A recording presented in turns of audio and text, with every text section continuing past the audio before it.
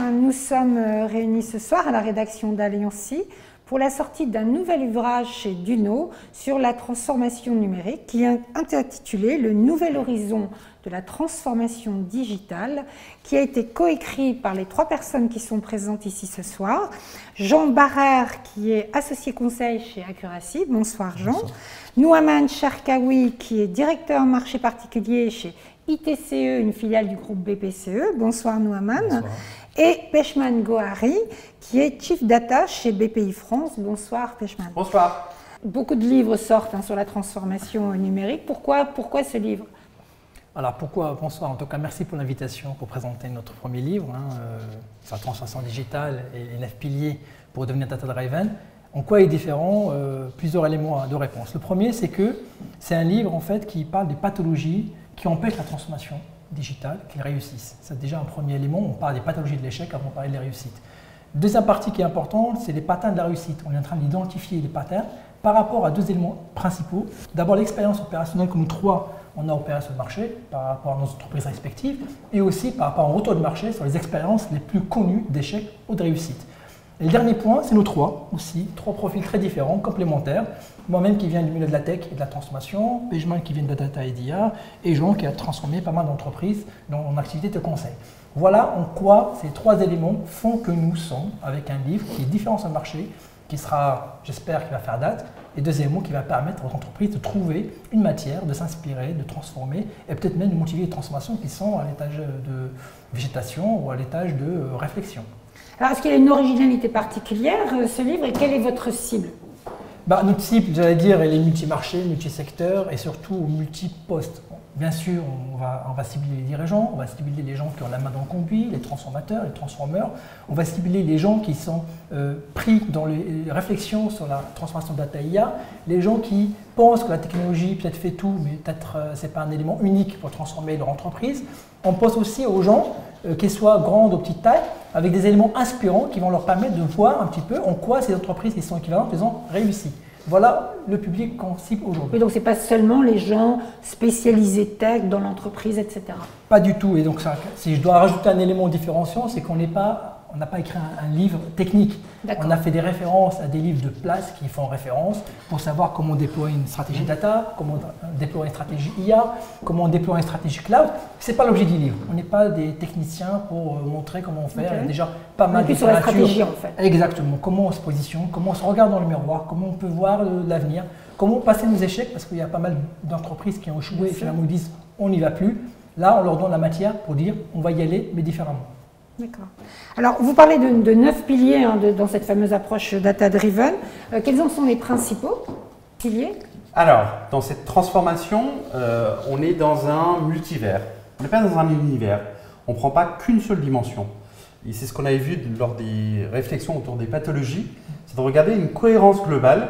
Si je devais lister parmi les 9 piliers, la culture, la donnée, le maker, les talents qui vont composer l'entreprise, comment l'ensemble de ces univers vont pouvoir fonctionner de manière cohérente avec la culture de l'entreprise pour que la transformation de l'organisation puisse s'opérer. Oui, donc c'est vraiment une approche systémique. C'est une approche systémique. On s'appuie sur une approche analytique, sur la partie data, sur la partie décision, comment l'IA va être une force d'accélération, comment la tech va apporter des changements. Mais c'est bien un changement systémique, une transformation systémique qui se cache derrière. Et vos 9 piliers, comme on en parlait précédemment, n'ont pas de hiérarchie. On est bien d'accord là-dessus. Exactement. D'où l'exemple de multivers. Il n'y a pas de chaque dimension a clairement son importance par rapport à nouveau l'ADN de l'entreprise. Quelle est sa culture, l'organisation, comment fonctionne. Et peu importe sa taille. On peut parler d'une petite filiale, on peut parler d'un PME, on peut parler d'un ETI, on peut parler d'un très grand corporate. Et chacun va pouvoir opérer sa transformation par rapport à sa dimension. Alors on est limité par le temps, donc on va revenir sur les 9 piliers, mais si on doit en prendre un, lequel vous choisiriez? C'est vrai que on a écrit le bouquin, donc on voudrait les lister les 9 et on invite effectivement les gens d'aller d'échanger après par la suite avec nous autour de ce qu'on a mis sur le papier. Le maker, je listerai. Pourquoi le maker? Parce que c'est un leader inspirant qui tire sa légitimité de l'expérience du terrain. C'est des hommes et des femmes qui sont passionnés par la transformation, qui sont concentrés sur le client, qui réfléchissent le produit pour la valeur qu'ils vont apporter et qui vont aller dénicher des valeurs au-delà des marchés, pas simplement existants, mais inexistants, d'aller créer des nouveaux marchés. Et c'est de ça aujourd'hui qu'on a besoin au sein de nos entreprises. Donc Maker est un des piliers, est un des univers qu'on peut Le nom d'un Maker en France, vous en auriez un à citer? Si je devais lister aux États-Unis, j'aurais dit un Steve Jobs, avec tout l'écosystème et tous les autres makers qui fait Il y en a qu'un, c'est ça le problème. En France, Carlos Tavares. Aujourd'hui, c'est un des makers qui, derrière lui, est en train de tirer d'autres makers dans son organisation pour mener une transformation. À nouveau, ce n'est pas le seul. Il y en a beaucoup d'entreprises qui commencent à avoir cette culture de transformation et cette notion de maker qui apparaît. Après, il n'y a pas que des makers connus, il y a des makers cachés, des makers Bien à sûr. découvrir. Voilà, donc c'est un peu l'opportunité de faire découvrir les talents, de les faire émerger pour qu'ils puissent tirer la France vers là où sont arrivés les Américains, par exemple. Alors, justement, sur l'ensemble de ces conseils que vous expliquez dans votre livre, comment les entreprises peuvent les utiliser et s'en emparer? Alors, au fond, les entreprises déjà doivent prendre conscience des difficultés qu'il y a à se transformer. Se transformer, c'est changer deux fois finalement. C'est changer la réalité et c'est changer la perception que les gens ont de cette réalité. Et au fond, les difficultés, les barrières que les entreprises rencontrent, elles sont de trois ordres. Elles sont premièrement d'un ordre technique. Il est complexe, il est difficile de changer la réalité des systèmes d'information. Elles sont d'ordre organisationnel. Nos organisations sont percluses de silos, de cloisonnement, et on a des difficultés à passer à l'échelle. Et enfin, elles sont d'ordre, je dirais, comportemental, avec une forte aversion au changement, avec l'impératif du court terme, et tout cela constitue de formidables prétextes, sinon raisons, à ne rien faire. Et se transformer, c'est pour nous, avec Pejman et Neumann, c'est mettre en mouvement trois groupes d'actions. Le premier, il faut d'abord incarner et fédérer. Le second, il faut décider et agir. Et enfin, il faut transformer de manière durable et itérative. Et se transformer, c'est changer de paradigme. Et changer de paradigme, c'est passer d'un certain poids de l'héritage à une ivresse de l'avenir. C'est passer de la data vue, perçue comme un centre de coût, à la data vue comme un actif clé. Bien sûr. C'est passer d'une focalisation sur les opérations internes à une focalisation sur les clients et l'externe. Autrement dit, changer de paradigme, c'est aller chercher la coopération avec les concurrents, c'est aller chercher la création de valeur avec les clients, avec les partenaires, avec l'écosystème, et c'est enfin donner la priorité à l'exploitation, la sécurisation et la valorisation du capital data. Et à votre avis, justement, sur tout ce que vous venez de lister, les difficultés les plus virulentes, ce sont lesquelles? Pour nous, alors c'est vrai que c'est une histoire qu'on a ensemble.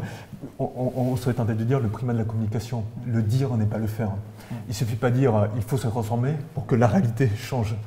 Et je trouve que le ton est trop souvent trop donné à la communication, au tout communicationnel, plutôt qu'à l'effectuation finalement, au faire, à l'agir. Et montrer par l'exemple en fait. Montrer par l'exemple. Exactement. Alors au-delà de ce livre, je sais que vous voulez aller plus loin. Je dis justement, c'est quoi le plus loin? Aller plus loin, c'est autour de ces 9 piliers, de réflexion autour de pathologie, de dire comment est-ce qu'on va déciloter. On a réfléchi au-delà, on s'est dit, mais est-ce qu'il n'y a que 9? Il y a un 10e bébé qui est né. On voudrait que ça soit une réflexion de place. On est dans une réflexion sociétale, il y a des élections qui sont proches. L'éducation. On parle de talent, on parle d'un écosystème qu'il faut faire grandir. Et on est persuadés, nous trois, qu'il y a une vraie place aujourd'hui pour re-réfléchir l'éducation, de comment est-ce que, pas uniquement au niveau des écoles, mais aussi d'autres personnes qui sont passionnées par ces sujets de transformation, et comment est-ce que l'écosystème peut grandir. Les talents doivent venir de l'écosystème français, de l'écosystème européen, et qu'on soit capable de capter ces talents et de les faire grandir. Faire grandir les gens, c'est un des enjeux d'éducation qu'on va apporter, et on aimerait que ça soit un sujet sociétal. Et donc une réflexion collective autour de ça. Absolument. Tout à fait. Collectif, et ben voilà, écosystème. donc vous trouverez un mail qu'on vous indiquera pour si vous voulez réagir justement et participer à ces réflexions. En tout cas, merci beaucoup pour la présentation. Merci pour l'invitation. Un grand merci. Merci et à bientôt. Merci. À bientôt.